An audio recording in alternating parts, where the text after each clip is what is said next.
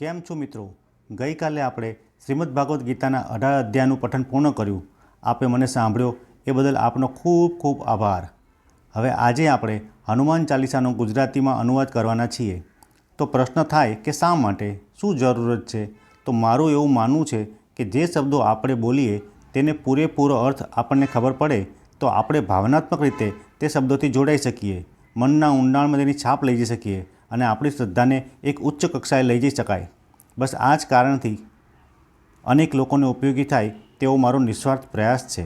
જરૂરથી આનો વારંવાર ઉપયોગ કરજો અને જેને તમે આનો લાભ આપવા માગતા હોય તેને આંગળી ચિંતાનું પુણ્ય લેવાનું ચૂકતા નહીં. તો ચાલો વધુ સમય ન લેતા આરંભ કરીએ. ઓમ પરમાત્મને નમઃ. શ્રી મહારાજના ચરણ કમળોના ધૂળથી મારા મનરૂપી દર્પણને પવિત્ર કરું છું. શ્રી રઘુવીરના નિર્મળ યશનું વર્ણન કરું છું, જે ચારો ફળ ધર્મ, અર્થ, કામ અને મોક્ષ આપનારા છે. હે પવનપુત્ર, હું આપનું સ્મરણ કરું છું. આપ તો જાણો જ છો કે મારા શરીર અને બુદ્ધિ નિર્બળ છે. આપ મને શારીરિક બળ, સદબુદ્ધિ તથા જ્ઞાન આપો અને મારા દુઃખો અને દોષોનું હરણ કરો. હનુમાનજી મહારાજ, આપની જય હો. આપ જ્ઞાન અને ગુણના સાગર છો. કપીશ્વર, આપની જય હો. સ્વર્ગલોક, ભૂલોક અને પાતાળલોક એમ ત્રણેય લોકમાં આપની કીર્તિ ઉજાગર છે. હે પવનપુત્ર, અંજની નંદન, ભગવાન રામના દૂત એવા હનુમાનજી, આપના સમાન આ સંસારમાં બીજું કોઈ બળવાન નથી. હે બજરંગબલી, આપ મહાવીર અને મહાપરાક્રમી છો. આપ દુર્બુદ્ધિને દૂર કરનાર અને સદબુદ્ધિને આપનાર છો. આપનું વર્ણ કંચન જેવું છે. સુંદર વસ્ત્રોથી તથા કાનોના કુંડળ અને વાંકડિયા વાળોથી આપ સુશોભિત છો. આપના હાથમાં વજ્ર અને ધ્વજા છે તથા આપની કાંધ ઉપર મૂંજની જનોઈ આપની શોભા વધારે છે. હે શંકર ભગવાનના અંશ એવા કેસરી નંદન, આપના પરાક્રમ અને આપના મહાન યશની સંપૂર્ણ સંસારમાં વંદના થાય છે. આપ અત્યંત ચતુર, વિદ્યાવાન અને ગુણવાન છો. આપ ભગવાન શ્રી રામના કાર્ય કરવા માટે હંમેશા આતુર રહો છો. આપ ભગવાન શ્રી રામના ગુણગાન સાંભળવામાં હંમેશા રસ ધરાવો છો. માતા સીતા, ભગવાન શ્રી રામ અને લક્ષ્મણ આપના મન અને હૃદયમાં વસે છે. આપે અતિ સૂક્ષ્મ રૂપ ધારણ કરીને માતા સીતાને બતાવ્યું હતું તથા વિરાટ રૂપ ધારણ કરીને રાવણની લંકા સળગાવી. આપે ભીમ રૂપ ધારણ કરીને રાક્ષસોનો સંહાર કર્યો અને ભગવાન શ્રી રામના ઉદ્દેશને સફળ બનાવવામાં સહયોગ આપ્યો. આપે સંજીવની બુટ્ટી લાવીને લક્ષ્મણજીને નવજીવન આપ્યું અને ભગવાન શ્રી રામે ખુશ થઈને આપને હૃદયથી લગાવી લીધા. ભગવાન શ્રી રામે આપની ખૂબ જ પ્રશંસા કરી અને કહ્યું કે હનુમાન, તમે મને મારા ભરત સમાન પ્રિય ભાઈ છો. હજારો મુખેથી આપના ગુણગાન થાય તેવું કહીને ભગવાન શ્રી રામે આપને તેમના હૃદયથી લગાવી લીધા.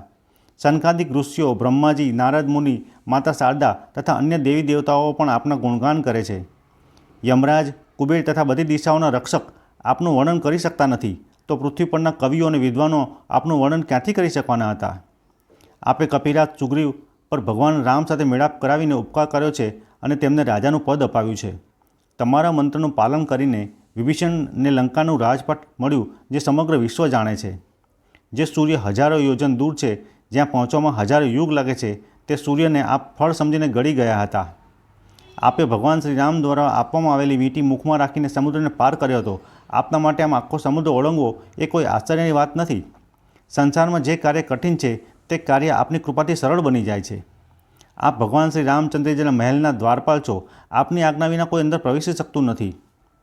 આપની શરણમાં જે કોઈ આવે છે તે સર્વ પ્રકારના સુખ પામે છે. જો આપ અમારા રક્ષક હોય તો અમારે કોઈનાથી ડરવાની જરૂર જ નથી. આપનો તેજ માત્ર આપ જ સહન કરી શકો છો. આપના હુંકારથી ત્રણેય લોક કાંપી ઉઠે છે. જ્યારે પણ ભક્તજનો આપના મહાવીર નામનું રટણ કરે છે ત્યારે ભૂત પ્રેત જેવી દુષ્ટ આત્માઓ દૂર દૂર ભાગી જાય છે. હે હનુમાનજી, આપના નામનું જે નિરંતર રટણ કરે છે તેના બધા જ રોગ દૂર થઈ જાય છે અને બધી પીડા દૂર થઈ જાય છે. હે સંકટમોચન, જે કોઈ ભક્ત મન, કર્મ, વચનથી પોતાનું ધ્યાન આપનામાં લગાવે છે તેમના બધા દુઃખોથી આપ મુક્ત કરી દો છો. ભગવાન શ્રી રામચંદ્રજી એ સર્વશ્રેષ્ઠ તપસ્વી રાજા છે. તેમના કાર્ય પૂર્ણ કરવામાં આપે ઘણું યોગદાન આપ્યું છે.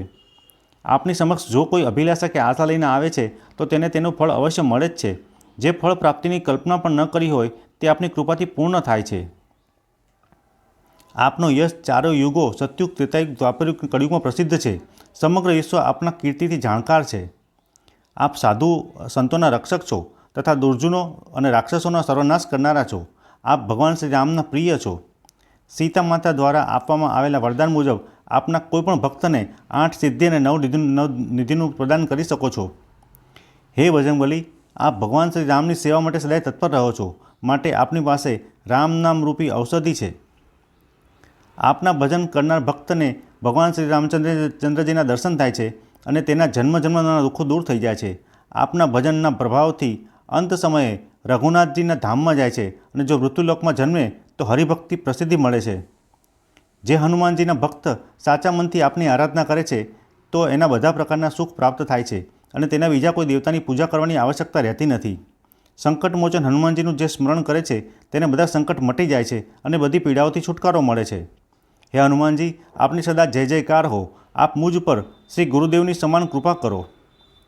જે વ્યક્તિ શુદ્ધ મનથી દરરોજ આ હનુમાન ચાલીસાનું 100 વાર પાઠ કરશે તે સર્વ સાંસારિક બંધનોથી મુક્તિ પામશે અને પરમ સુખને પામશે.